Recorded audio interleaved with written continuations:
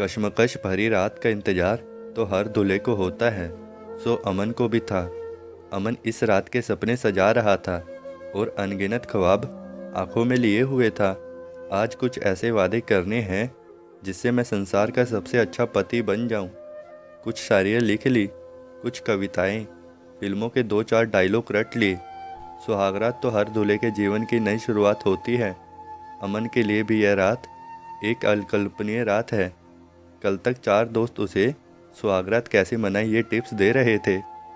आज वह उसकी पूरी तैयारी में था। मन भी घबराया हुआ था और अपने पुरुष तब पर विश्वास भी। चाहे जैसी भी स्थिति हो, वो तो एक मर्द है, पर वह पहले एक दोस्त, सच्चा प्रेमी, एक आदर्श पति बनना चाहता था। इसलिए उसने बड़ी भारी तैयारी कर ली थी। मधी शाम हुई थी कि दादी माँ की आवाज़ आई, अमन, ओ अमन। अमन के आते ही दादी माँ ने कहा कि बेटा तुझसे कुछ कहना है। ऐसा कहती ही वह शुरू हो चली, बेटा, घर में आज तेरे दादा या पापा जिंदा होते तो वो तुझे कुछ समझाते, पर क्या करे, ईश्वर की इच्छा। और तेरी माँ पर तो मुझे कुछ भरोसा ही नहीं है। मैं दरअसल आज रात के बारे में कुछ बताने आई हूँ। अमन, क्या? दादी बोली, अरे तू तो ऐसा मुंह बना रहा है कि तुझे पता ही नहीं कि आज तेरी सुहागरात है। अमन, दादी पर आप क्या? दादी, अरे मुँहे, मैं कोई ऐसी वैसी बात नहीं करने आई हूँ। वो तो तू कई बेहतर जानता है। आजकल का समाज ही ऐसा है। बच्चा पैदा होते ही यह जान जाता है कि वह पैदा कैसे हुआ, और तू तो 25 साल का हो गया है। अमन, दादी मेरा वो मतलब नहीं था। दादी, चल अब ठीक है, वो मतलब नहीं था, ये मतलब नहीं था, ये सब छोड़। अब जो मैं कह रही हूँ वो ध्यान से सुन। बेटा, सुहागरात का मतलब क्या होता है वो बताने वाली हूँ। अमन शर्माने लगा। दादी बोली, सुन बेटा, सुहागरात का मतलब ही पति पत्नी के मध्य विश्वास की एक कड़ी की शुरुआत करना है, जिसे वो हमेशा थाम कर रखे और अपना भावी जीवन सफल बनाए। जब तक एक दूसरे पर विश्वास नहीं होगा, तब तक जीवन एक बिना पहिए की गाड़ी के समान ही है। आज तुझे मौका मिला है, इसे गंवाना मत। अब तू जा, अपनी पत्नी का विश्वास जीतना। मैं चलती हूँ। अमन के कानों में अब विश्वास शब्द गूंज रहा था। दोस्तों के टिप्स से दादी की सलाह कहीं ज़्यादा अच्छी थी। वो अपने मन में ग्लानि महसूस कर रहा था कि वो सुहागरात का केवल एक ही गलत मतलब निकालते आया है। अब दादी की सलाह पर खड़ा उतरना है, और अब वक्त भी छूटे जा रहा था। पीछे से एकाएक माँ की आवाज़ आई, बेटा, बहू इंतजार कर रही होगी, जल्दी जा। कैसा लड़का है, आज भी आलसी कर रहा है। और ये ले, बादाम और अंजीर, इसे खा ले, तुझे ज़्यादा ताकत आएगी। और दूध भी पी लेना, ठीक है ना बेटा? अमन सोच रहा था, दादी सच ही कहती है कि तेरी माँ भरोसे के लायक नहीं है। दादी माँ ने सीख दी है। और माँ? अमन धीरे धीरे अपने नए गंतव्य की ओर आगे बढ़ रहा था। पत्नी सुप्रिया शांत रूप से एक कोने में खड़ी थी। अमन के आते ही वह पलके ऊपर कर उसे देखकर हल्की सी मुस्कान देती है। अमन दरवाज़ा लगाता है। बस मन में उछलन है कि क्या बोले। इतने में सुप्रिया बोलती है कि आप थक गए होंगे, बैठ जाइए। अमन कहता है, सुप्रिया, शादी के पहले हमने कितनी बातें की हैं आपस में, पर आज कुछ कहने को है ही नहीं। सुप्रिया, हाँ वो तो है, आज कुछ अलग है।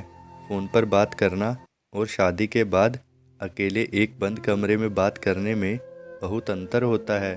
अमन जी, क्या मैं आपको अमन जी कहकर बुला सकती हूँ, यदि आपको कोई परेशानी ना हो? अमन, हाँ, क्यों नहीं। अब वाक्य कुछ चला जा रहा था कि अमन कहने लगा कि सुप्रिया, आपके लिए प्रेम क्या है? सुप्रिया, अमन जी, मैं तो प्रेम को अभी समझ ही रही हूँ, इसलिए ज़्यादा कुछ नहीं कह सकती। अमन को इस जवाब की उम्मीद नहीं थी, और वो मन ही मन सोचने लगा कि यार, गलत प्रश्न पूछ लिया। अमन अब धीरे धीरे सुप्रिया के पास बैठ गया। अमन अभी भी हिचकिचाहट में था। अमन अभी भी इस सोच में था कि सुप्रिया का विश्वास कैसे जीता जाए। अमन ने फिर एक पहल की। उसने सुप्रिया को कहा कि सुप्रिया, मैं तुम पर विश्वास करता हूँ और हमेशा करूँगा। तुम्हें हमेशा खुश रखूँगा। मैंने तुम्हें प्यार किया है, मैं तुम्हें जीवन की हर खुशी दूंगा, तुम्हारा सुख दुख का साथी बनूंगा। तुम अपनी हर परेशानी मुझसे बता सकती हो, मैं जीवन के हर कदम में साथ खड़े रहूंगा। और अंत में यह कहा कि सुप्रिया, तुमको भी मुझ पर विश्वास करना होगा। और इतना कहकर अमन ने एक लंबी सांस ली। अमन ये सब बातें बोलकर बड़ी खुशी महसूस कर रहा था और एक राहत भी की। सुप्रिया समझ गई होगी कि अमन एक अच्छा पति है और जीवन भर उसे खुश रखेगा। सुप्रिया एक समझदार लड़की है। बड़े शांत मन से अमन की बातें सुन रही थी। अमन की बात खत्म होते ही वह बोली, अमन जी, मुझे पता है कि आप बहुत अच्छे इंसान हैं, पर क्या आप मेरी एक बात मानेंगे? अमन ने कहा, क्या? सुप्रिया, आपको अपने मोबाइल में पासवर्ड? सुप्रिया इतना कह ही रही थी कि अमन बीच में ही बोल पड़ा कि सुप्रिया, मैं अपने मोबाइल में कभी भी पासवर्ड नहीं लगाऊंगा और आप भी मत लगाना। सुप्रिया ने कहा कि अमन जी, मैं ये कहना चाहती थी कि आप अपने मोबाइल में हमेशा पासवर्ड लगाकर ही रखें। अमन सकुचाते हुए बोला, इसका मतलब हम दोनों अपने मोबाइल में पासवर्ड लगाकर रखेंगे। अमन मन ही मन सोच रहा था कि सुप्रिया ने ऐसा क्यों कहा। सुप्रिया को अपने मोबाइल में कुछ छुपाना होगा, तभी तो उसने यह बात कही। शायद उसका कोई। फिर अमन बोला, ऐसा क्यों? सुप्रिया अमन के चेहरे के भाव पढ़ रही थी। उसने अमन से कहा, अमन जी, विश्वास करना होगा आपको भी मुझ पर। मोबाइल में पासवर्ड रहने का एक मतलब यह भी होता है कि हमें अपने साथी पर पूरा भरोसा है कि वह कुछ गलत नहीं करेगा। अमन अपने ही आप में शर्मिंदा है और अपनी नज़रें झुका लेता है। और इधर सुप्रिया हल्के से मुस्कुरा रही है और कहने लगी, अमन जी, अब आपको मुझ पर विश्वास हो गया होगा, पर मुझे तो आप पर पूरा भरोसा पहले से ही था। और हाँ, यदि आपके पास दादी है तो मेरे पास नानी है।